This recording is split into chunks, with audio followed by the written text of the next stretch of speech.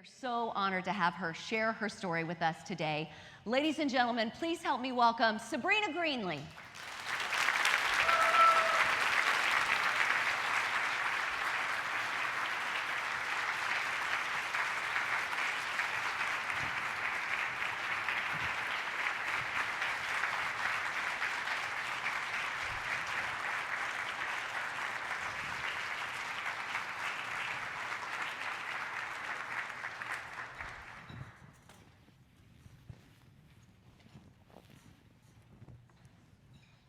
Looking beautiful in purple. Oh, thank you. Definitely your color. You can sit back. All right. All right. We will get comfortable. Yes. Yes. Hello again. Hello. Welcome. We are so glad to have you. Oh, thank you. My pleasure. We had a lovely dinner last night.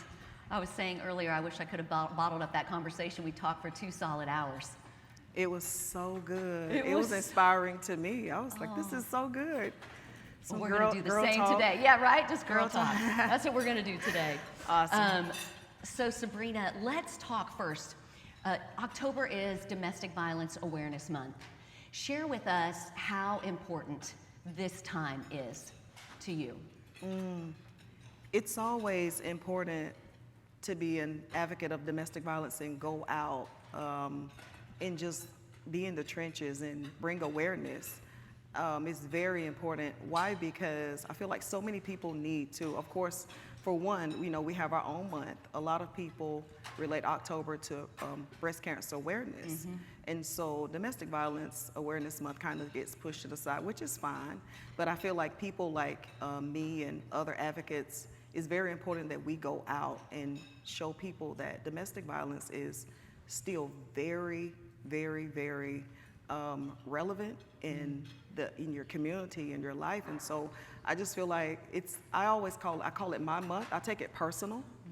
I'm just like domestic violence awareness. And so many times I change the name. I call it like not just domestic, but abuse, because there's so many different facets of abuse.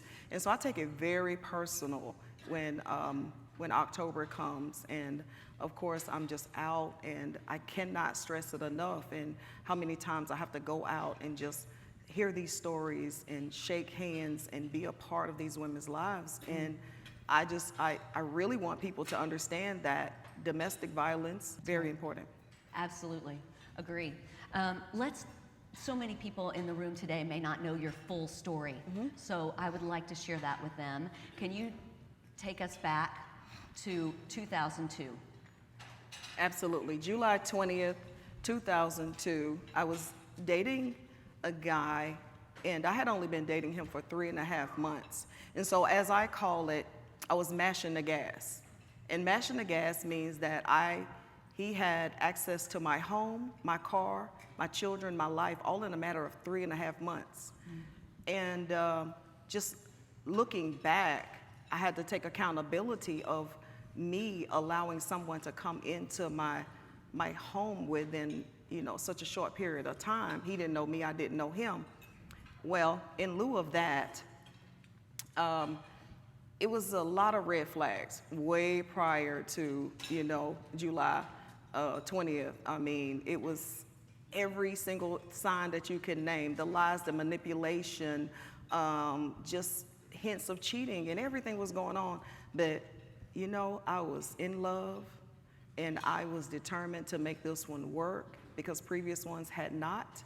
And there was other signs of abuse way before that day also, because people don't realize it, but manipulation is a form of abuse. Right. You don't have to physically be putting your hands on someone to be in an abusive situation.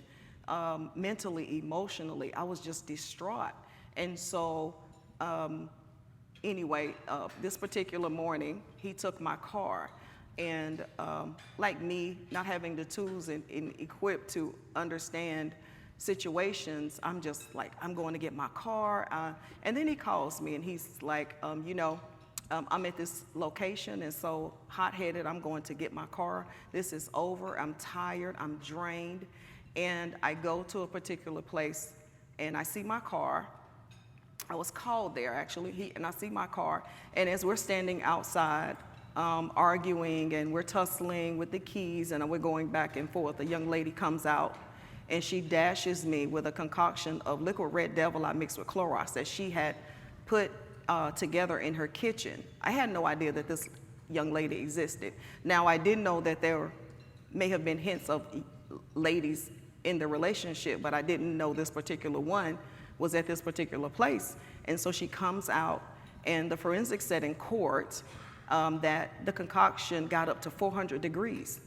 So she ended up burning parts of her hand trying to get this concoction thrown onto me.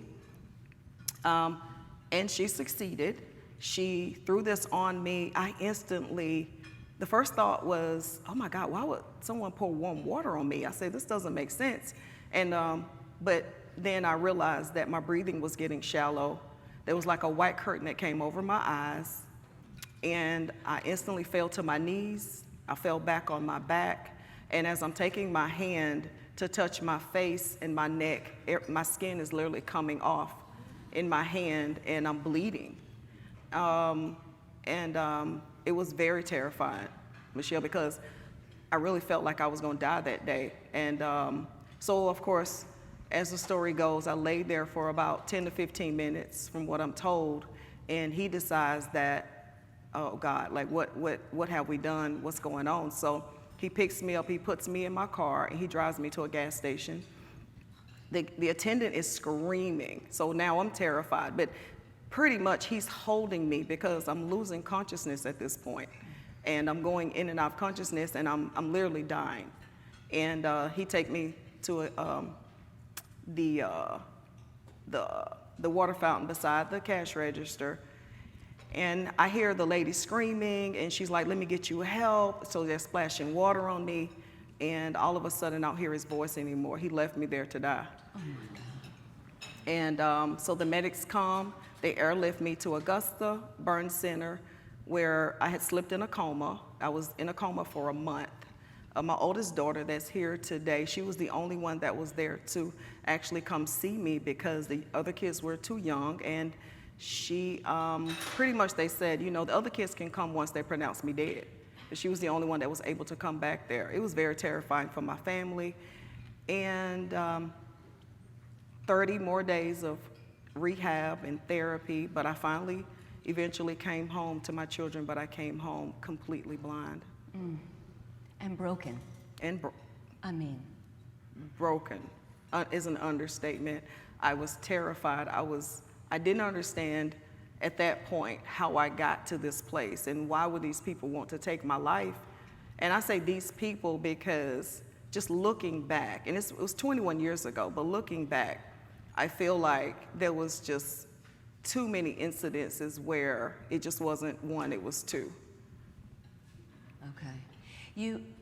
And I know the road to recovery has been so long. I mean, we see you now, right? Thriving.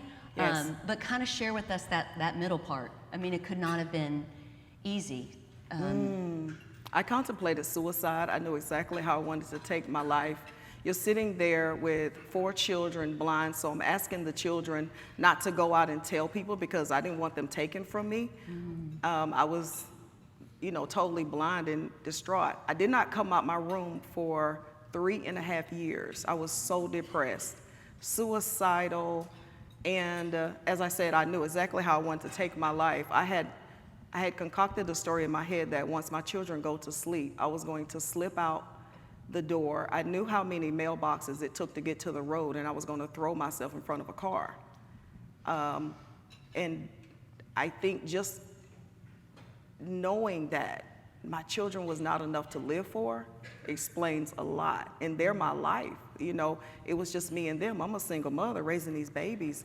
And to be able to just go and say, you know what, I don't even, like they're not even enough to live for, it's tough. And so just like I said, suicidal depression and isolation, because that's a fear that no one wants to carry when you out in this world and you're thriving and surviving and everything is good, and I think everything was good, and all I did was attach myself to another broken person that almost cost me my life.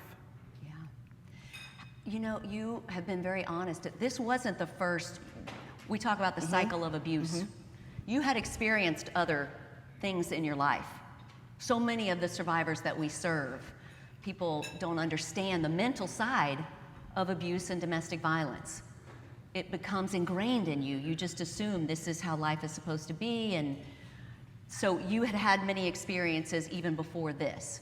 Yes, prior to this one, at the age of 14, going back, my entire family was devastated and changed when my little brother died. He got in the car with my uncle at the age of 12. I actually held my little brother as he took his last breath because I was only minutes away from the car accident when he was ejected from the car. And so the dynamics of my life completely changed. And so my mother and father pretty much checked out. That left a 14-year-old little girl to have to deal with, me and growing up. And so I attached myself to an older man. He was 19 at the time, and he was very abusive. He preyed on my vulnerability because he knew that, your mother, he's, telling me certain things like your mother doesn't love you, right? Because if she loved you, then, why would she even let you be with an older man? Or, little things like that. Every time that something was going on in the home, he had beat me at least 3 or 4 times. By the time I was, the end of my 14, by the time I was 15, I had been in the hospital twice, a cracked rib, broken bones, black eyes. It was nothing. I was hiding all of this, masking all of this pain in silence. And by the time I was 16, I was pregnant. I married my abuser the day I turned 18 because I just wanted to get out of my home. My mom was broken. My little brother had died. My father wasn't around. And he was, he came in swooping me up like he was my hero. But he had a plan all along, and that was just to keep me isolated and continue, using me and abusing me. As the woman I am now, I had to take accountability of understanding how did I get to this point where I'm attaching myself to people that want to take my life, but it started way before then, Michelle. Yeah. Take me to the 3 years where you're just in bed. What was it that pulled you out of that and got you on this track to becoming the woman that you are today? Take us back to that. What was it that inspired you or just made you say, okay, I want something different for my life? I think first and foremost, just my motherly instincts kicking in because my children were being active into sports and they needed me. I was not there at all. I had 50 pill bottles on my nightstand. I had medicine to wake me up, medicine to go to sleep, and all in between. And so even when I wanted to be a mother, I was a zombie. I couldn't, because I couldn't function. And so I think just having the strength to get up for them was very important. The day I left, my baby girl was 4 years old. I left her at the screen door screaming, "Mommy, don't go." And I left anyway. And so it was very important to be there for my children. But I also, too, I credit my children for motivating me. But the woman that I am today, I know that I had to fight. And I had to want the will to live. And that's very important. Like when you're in those situations, you really have to just do some real self-reflecting and some self-love. And that's not easy. Really, it's not easy. You have to really, really fight. Every moment counts. And I think I denounce God because how can there be a God when all of this is happening to me? There is no way. My little brother's dead. My other brother had got shot in Atlanta. There is no way. And so I think finding the spiritual support from outside people coming in. There was a woman that come in that told me, "You're going to be okay. I see you in front of thousands one day." And I'm sitting there with bandages on my face. My face is swollen out to here. I'm like, "What you see again?" What do you see? Because all I see is going to the doctor and going back and forth to Augusta, and all I see is taking these pills, and I'm miserable, and I'm suffering, and I'm hurting. And she came in consistently. And I think that's what you and I talked about last night. I think just having someone in your life being consistent, and with consistency eventually comes trust. And I began to trust her enough to open up and said, I'm hurting, I'm suffering, and I need help. And the way that we went about that was she began to pray for me. And in that became some healing. And within that, I realized that there was a different way that I wanted to live. Yeah. What was the most, do you think, if you could find one, the most challenging part of that recovery period, either mental or physical or both? Oh, mental. Most definitely mental, because just the enemy playing tricks on your mind, right? Saying that you're nothing, you're worthless. I remember having sticky notes and putting I'm beautiful on them. I could not see a thing, but I was writing I'm beautiful. Well, the L probably didn't get on there most of the time. But, there was some parts that didn't get on there because I couldn't see, but I would stick them on my mirror anyway. And I was determined, one day I'm going to see these things, and just instilling that in myself. It was tough, like mentally having to endure the fact that someone wanted to take your life. That in itself is depressing, but fighting through, like I said, just fighting and wanting the will to live, and definitely mental. Oh, I can't tell you how many times I had to talk myself out of wanting to take my life. Oh, yeah. What do you think, through your experience, what do you think some of the biggest misconceptions about domestic violence are, or the lack of understanding from a victim's perspective? I think the biggest misconception is that everyone thinks that domestic violence is just a man hitting a woman. I think people need to really understand that there are same-sex relationships that are very violent. There is women beating on men. Domestic violence, domestic means the term domestic means in-house. It's someone that you know, it's someone that you love, it's someone that once loved you. And I think the biggest misconception is that we're not being open to all the facets of abuse. And I also feel, I have this thing where I feel like we all wear a shade of purple. My shade of purple may be different from your shade. I was once abused. Someone may not have been once abused, but you know someone, or you know someone that has passed on. So I think just being open-minded and understanding that abuse is rampant, and it's worldwide, and it's just not just a stigma of 100 years ago saying that it's just a man abusing a woman. Domestic violence is literally a mother beating a child. It's rampant. When you, at one point, did you say to yourself, did you realize I'm a victim? This is, and I don't want to be that anymore. What was that moment like for you where it's sort of something flipped? You knew you wanted to live for your children. Mm-hmm. You had found your faith again. But when did you start to say to yourself, okay, I'm a survivor, and I've got to look at the truth of this, my history, It all started with me taking accountability for everything that happened.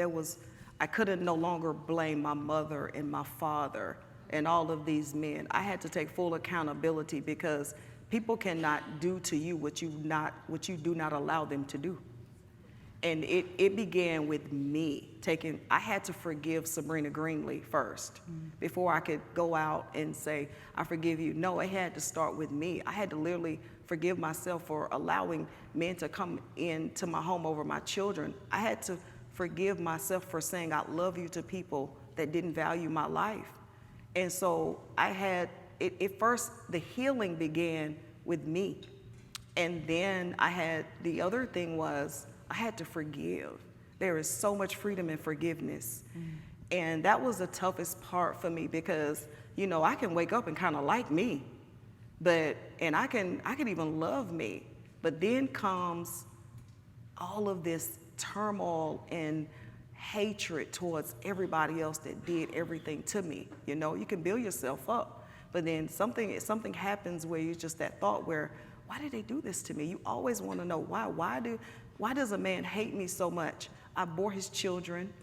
I cooked for him. He once loved me. A man that once took you out on dates and wined and dined you becomes your enemy.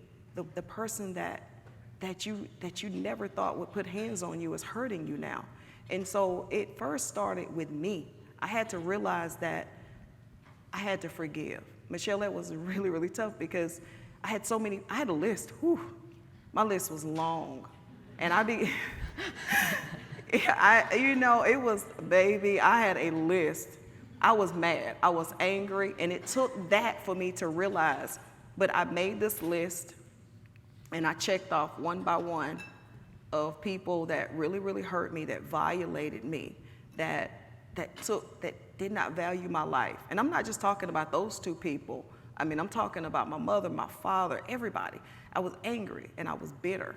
And I started the path of forgiveness. And what that looked like for me was literally falling on my knees and calling out my attacker's name. I called out her name until I was crying because I knew that it needed to start with the most recent pain. And then I would go back and eventually start the process of forgiveness. And I'm free today only because I put the work in. So no matter where I go, I know that I built myself up enough that no matter who or what, they can't tear that down.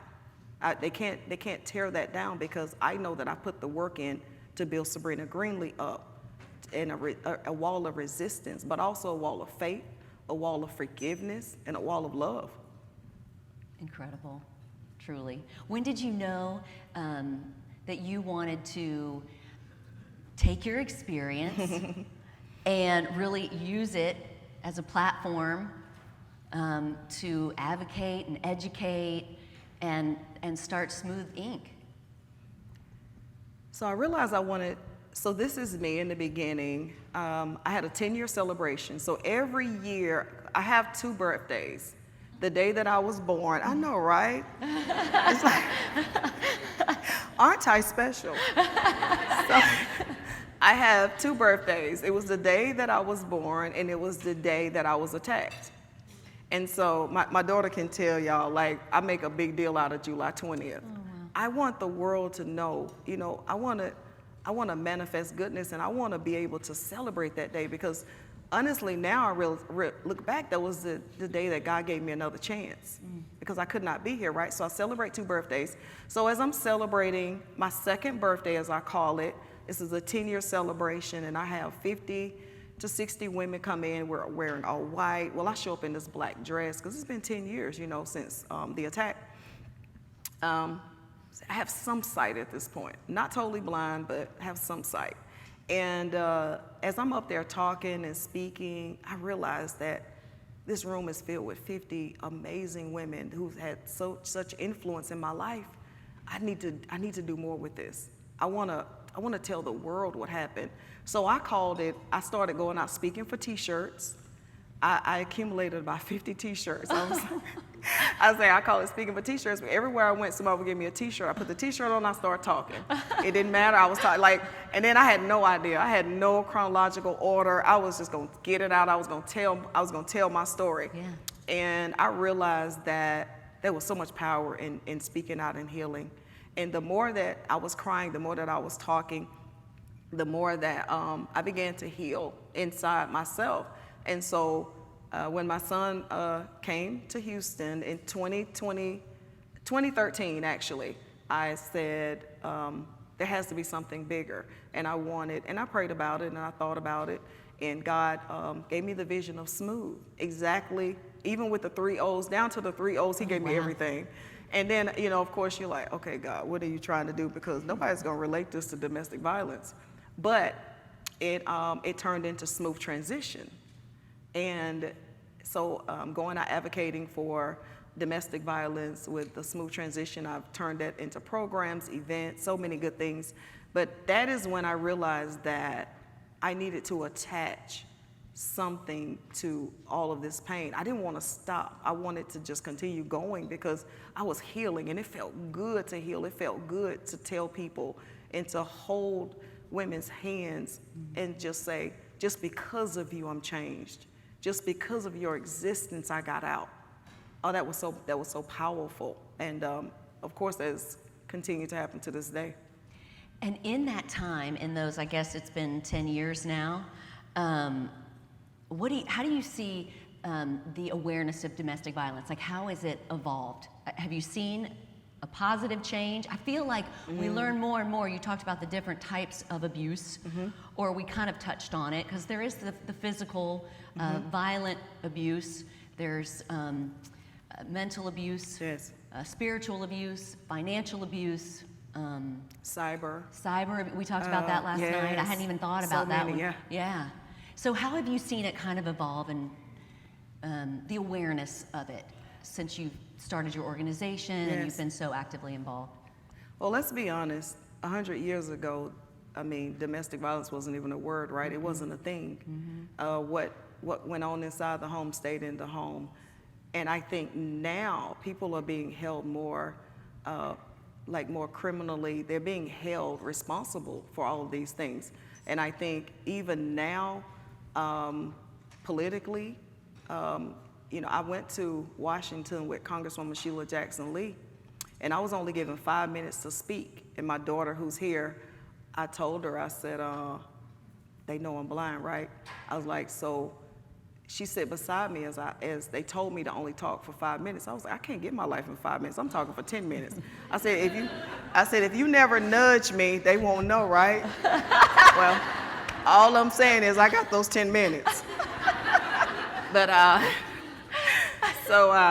but just going there and speaking on that panel, I mean, us making a difference. I think it's people bringing awareness. People are saying, I think I say people, I mean, even, events like this is amazing, but also going to congressional hearings as I have, and just people are really saying, you know what, this is something we need to pay attention to. I think it has grown over the years. I think in the next 5 to 10 years, we need to also understand and be mindful that we need to start it earlier, going into the schools, the programs. And I'm not saying that we need to portray a violent act or anything. I think just the word itself and understanding, because, I heard a story recently about when little Johnny hits the little girl on the playground. What do we say? Oh, little Johnny likes her, right? Well, I don't want little Johnny to like me like that. I want little Johnny to understand how he needs to love me. And I think that's very important, and just starting it in the home. Everything starts in the home. And just open up that dialogue with our young kids and saying, do you know what this is? Do you know what you're not supposed to do? Because so many survivors as myself, we have these kids and we keep silent, and then they grow up, because men and women are more prone to abuse themselves when they've seen abuse. And so I feel like we really, really have to put this in our homes as early as possible. So I'm hoping that, more and more people will bring awareness and understand, as I said in the beginning, that domestic violence awareness is just not in October. It is every day. Right. It's not waiting till October to exist. It exists every single second of the day. And I love that approach of getting into the schools, because we talk about teen violence as well. It happens in young relationships. It can really start to show up. And if they're not educated enough to recognize it and know that it's not okay, that's where it all right? That's where it starts sometimes for a woman Absolutely. or a man. Absolutely. What advice, and I know we have some clients and some survivors here with us Okay. today, for those men and women, for the people that you work with through Smooth, what advice do you give them or would give them, anyone who's experiencing any form of abuse? I would say first, if you are in an abusive situation, to understand that you're not suffering in silence alone, and to get the way that you get out is to speak up and talk to someone, because your abuser for so long has isolated you and made you feel like he or she is the only one that you have in your life, and that's not necessarily true.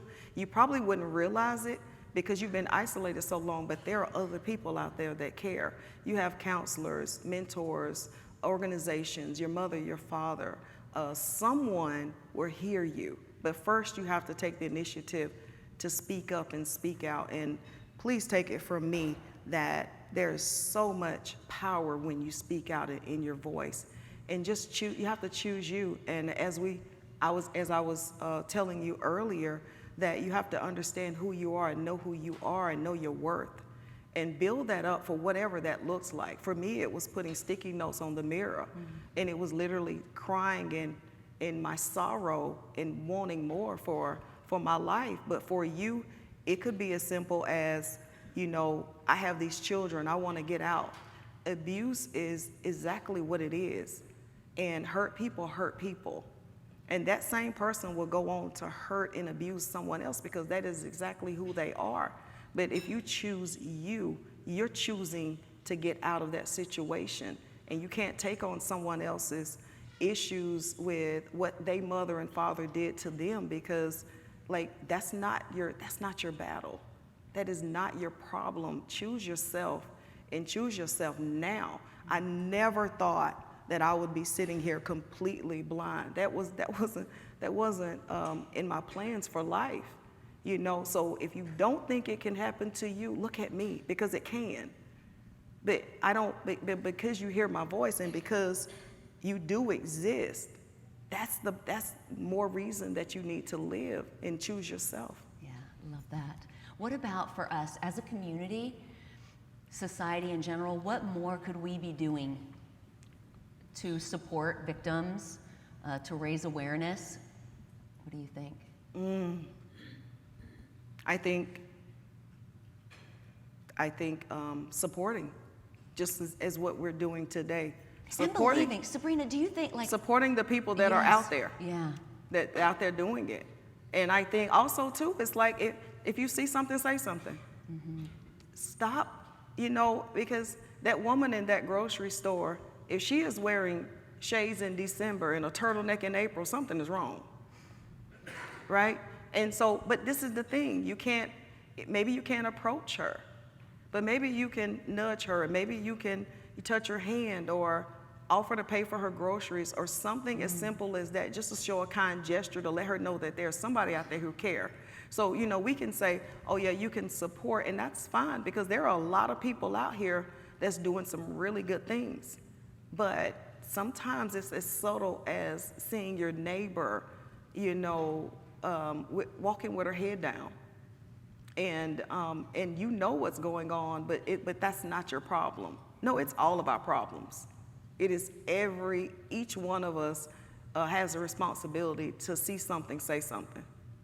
Absolutely. Be an illuminator, folks, right? Like Sabrina, for sure. Okay. Outside of just domestic violence, advice for anyone that is, everything that you've been through, you've really gained some incredible wisdom. Advice for anyone going through a difficult period in their life. What would you say? Understand that the key word is going through. You don't have to stay where you are, and you don't have to let what happened to you define you. So many times we make excuses about where we are and how we got to be here, but first take accountability to how you got to that place so that you can move forward. And I think the biggest thing is just understanding that love doesn't hurt, and that anybody that you're attaching yourself to, that hurts you or isolates you or, demeans you in any way. It doesn't matter, man, get out. You have to get out because your life is so valuable. And even if you have children, you have to know that those children deserve a chance. And not allowing your past to define you is the biggest thing. Every day that you wake up, it's a new day to breathe and live and dance and sing and just be your authentic self. Why not do it? Why not? Yes. Okay, so tell me, exciting things happening for you in the coming months, 2024. Can you mention just a little bit of that? You don't have to go into detail, but I'm excited about it. I actually have a lot of good things going on. So I partnered with, I got a book deal, international book deal with HarperCollins last year. I've been working on that for the last year, and so I'm releasing my memoir. We have a release date of June 4th next year. Really excited about that. And so I will be doing an international book tour. Good Morning America, you name it, I'll be out there. So you got to go pick up, and it's pretty much just telling all, but there's so many tools and takeaways in it. I truly believe that I don't want to just be telling the story without people understanding how I got to that place. Yeah. And so I have the memoir coming out in June, and I have a documentary in the works and a movie. So, yeah. I am such a true testament that if you just continue being persistent and getting up every day and just showing up, then God will definitely do the rest, for sure. Well, I love this because it's an important story to be told. Yeah. Yes. Yours is a very important story to be told. So, anybody in particular for the movie you'd like to play you? Just curious. Woo. Have you thought about that yet, Sabrina? I was like, who has that much attitude? Lord it. Taraji P. Henson. Oh, yeah.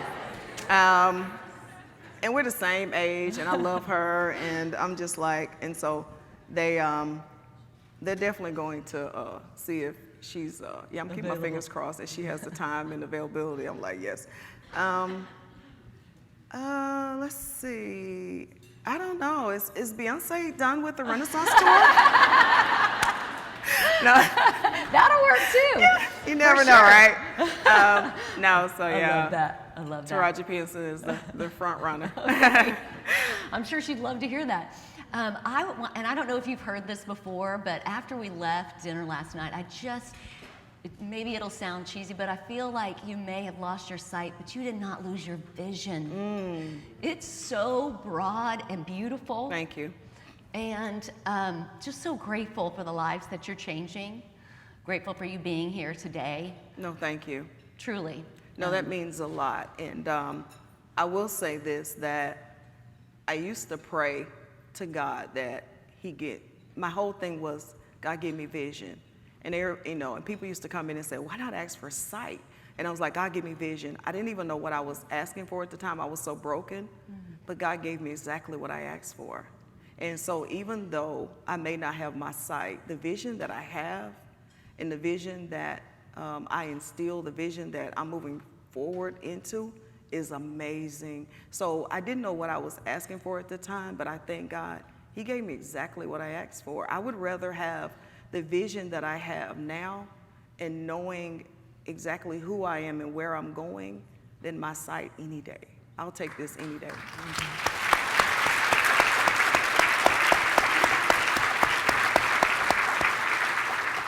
Sabrina, thank you so much. Last question is, do you want to see DeAndre Hopkins back in a Texans uniform as much as I do? I knew it was coming. Listen, I am over here like, you better follow your mother. No, I'm here, and my girls are here, and I love Houston, and so yes, I feel like things will come full circle. Houston embraced us for 8 years, and you just have to let let the NFL do its thing. But I really feel. We're just going to start our own campaign, Sabrina, is what we're going to do. No, Bring him back. I was invited to the Super Bowl last year by Roger Goodell, and everything in me wanted to say something to this man. And I was like, if I say something, he's not going to invite me back. But I wanted to say so bad, can you figure something out? We need to go to Houston.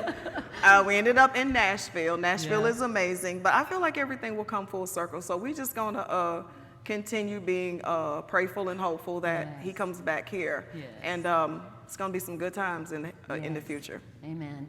Ladies and gentlemen, one more time, the lovely Sabrina Greenlee.